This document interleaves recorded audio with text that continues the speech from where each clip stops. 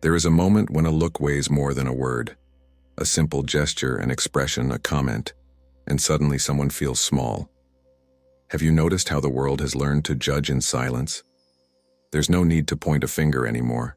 Just the look, the tone, the post. The judgment has become invisible, but it continues to hurt just the same. We live surrounded by voices that give their opinion on everything, and almost never understand anything. People no longer want to understand, they want to define. They want to label, compare, condemn. But the Bible reveals something that almost no one realizes, that the act of judging others is, in fact, a reflection of who we are inside. What Jesus said about judgment goes far beyond "don't criticize your neighbor." He was talking about the human heart, about the beam that no one sees, about the danger of measuring others while running away from one's own soul. And maybe that's why he never used stones, but he always used looks. And those looks healed more than any words. Few people understand, but judgment is a disguised form of fear. Fear of recognizing one's own flaws. Fear of seeing in someone what has not yet been healed in oneself. Therefore, every time we point, it is ourselves we hurt. And every time we understand, it is God who speaks through us. Today, you will discover why Jesus never judged those who made mistakes, and why judgment is a prison that only love can open. Stay with me until the end, and you will never look at each other the same way again. Because the true miracle of the gospel is not to change the world. It's changing the way people see it. Imagine an ancient crowd, stones in hand, ready to throw. Now imagine the same scenario, but in the 21st century. The stones have changed shape. Today they are words, looks, and comments. The trial no longer needs a square, a screen is enough. And as the finger slides, the heart hardens. We live in an age of quick opinions and slow empathy. People judge what they don't know, comment on what they haven't experienced, and they forget that no one is just what they see.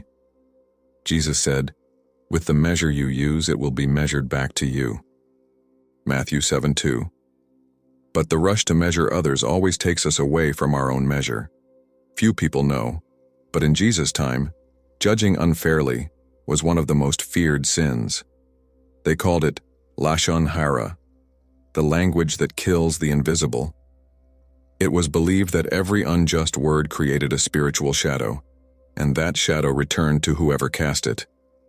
That is why the wise men said, "Think before you strike with your mouth." The echo is eternal.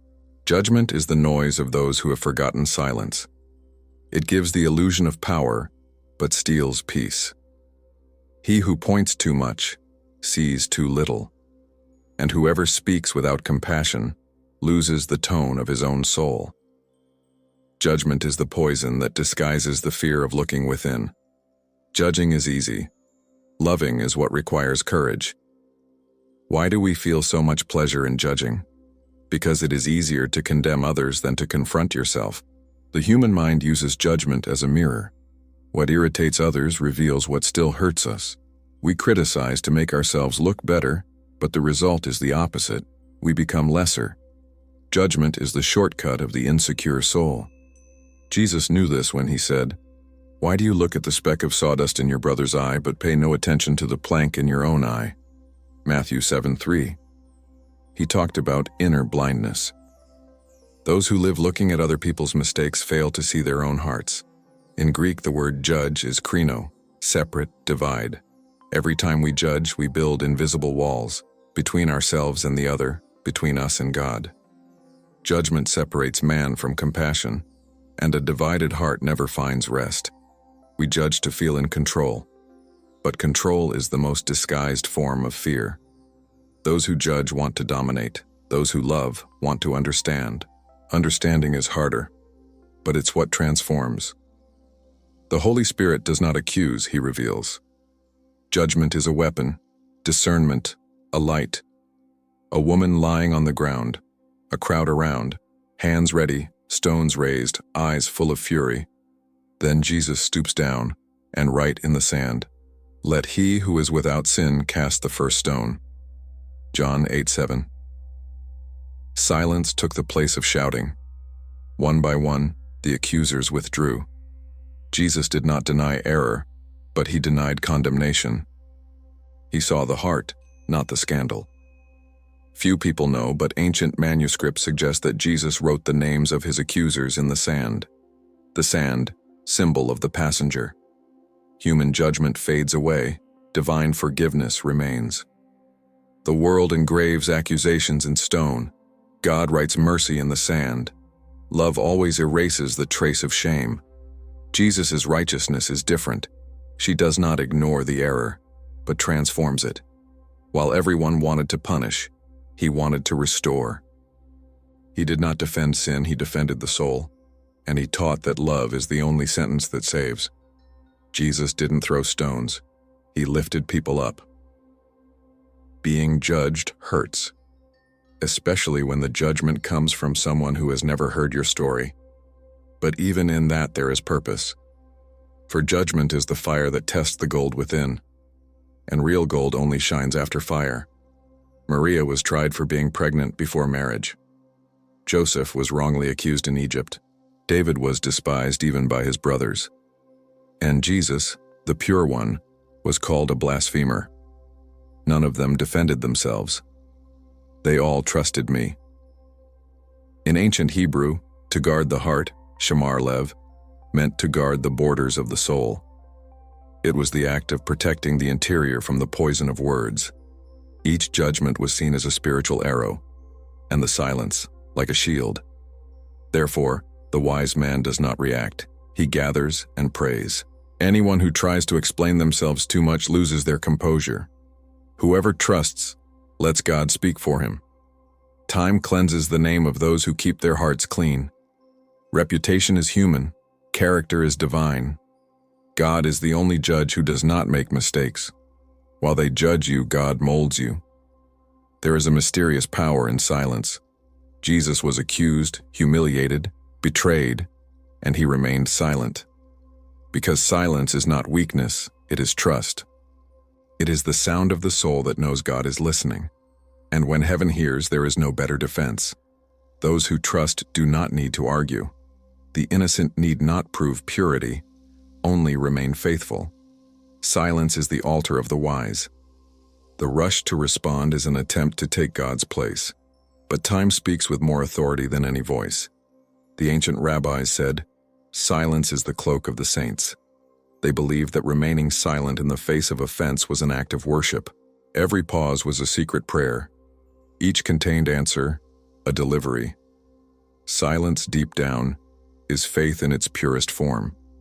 Jesus was not silent out of weakness, but out of confidence. He knew that the truth doesn't need noise. And whoever learns to be silent with faith hears God speaking between the lines. Noise is human, silence is divine, and the divine always wins at the right time. The silence of Jesus still speaks louder than 1,000 words. To judge is to condemn, to discern is to understand. One is born of the ego, the other of the spirit. Judging wants to punish, discerning wants to heal.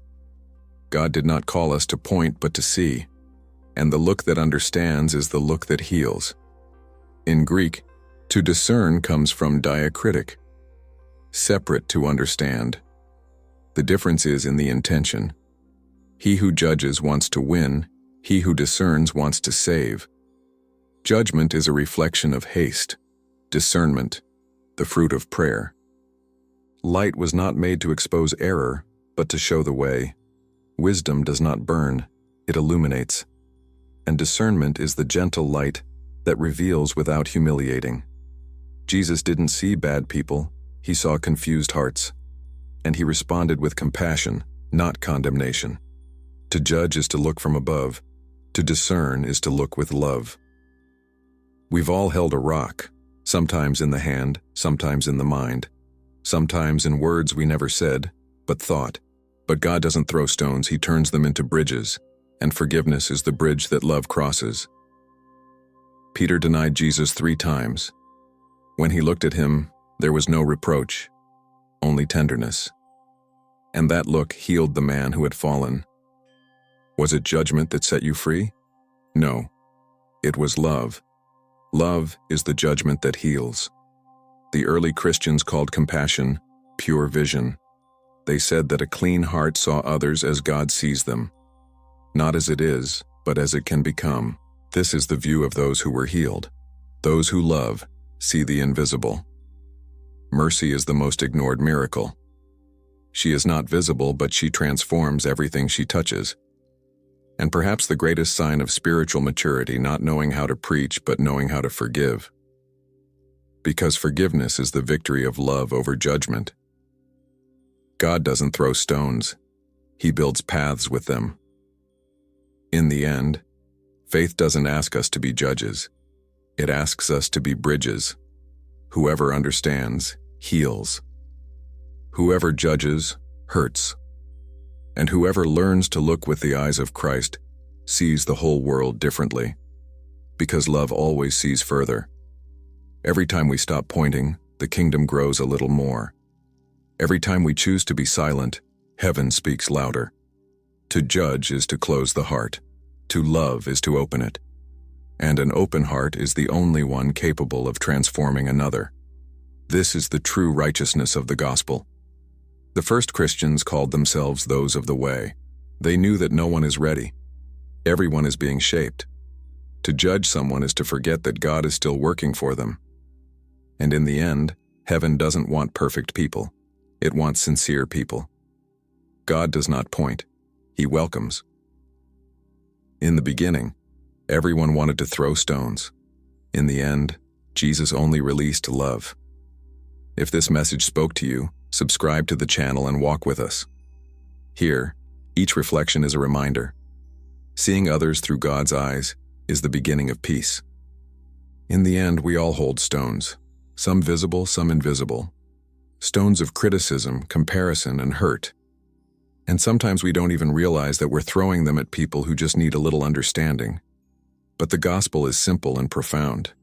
God never asked us to point. He only asked that we love. Jesus could have condemned, but he chose to heal. He looked into the eyes of the guilty and saw stories, not sins. He saw fear, pain, humanity, and that is why his love still constrains the world. Because he saw beyond what the world saw. Judging is quick, loving is patient. Judging is loud, loving is silent. Judgment feeds the ego, love feeds the soul. And perhaps the greatest miracle that God can perform in us is not to free ourselves from the judgment of others, but from our own. Few people understand, but every time you choose to understand instead of condemn, you become a living reflection of Christ. The world changes a little, heaven rejoices a little, and the heart rests a lot.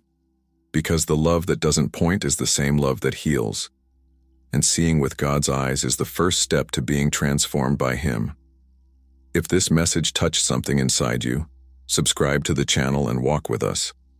Here, each video is a reminder that the kingdom doesn't begin in the temple. It starts with the look, the empathy, and the decision to love without measure. May God teach you every day to exchange the stone for compassion. In the end, Christ's gaze is still the only one that sees without hurting.